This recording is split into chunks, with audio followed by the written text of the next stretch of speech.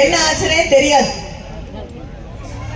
இன்று அவர்களுக்கு ஆட்சி பொறுப்பிலே இருக்க வேண்டும் என்றால் ஒரு மைனாரிட்டி ஆட்சியாக இருக்கக்கூடிய, ஏன்னா இவங்க மைனாரிட்டி மக்களுக்கு எதிராகவே இருக்கக்கூடியவர்கள். அதனாலதான் இன்னைக்கு மைனாரிட்டி ஆட்சி நடத்தி கொண்டிருக்கிறார்கள்.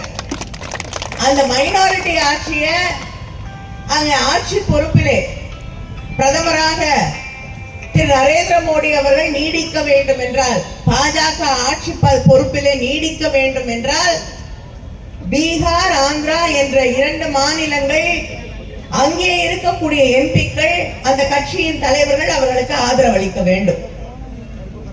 வேற எந்த காரணமும் இல்ல. இந்த 2 மாநிலத்து மேல அவங்களுக்கு அக்கறை இருக்கிறதுக்கு, ஆட்சியில இருக்கணும்னா அவங்களோட தயவு தேவை. அந்த தயவிற்காக அவர்கள் எதை கேட்டாலும் இவர்கள் கொடுக்க தயாராக இருக்கிறார்கள்.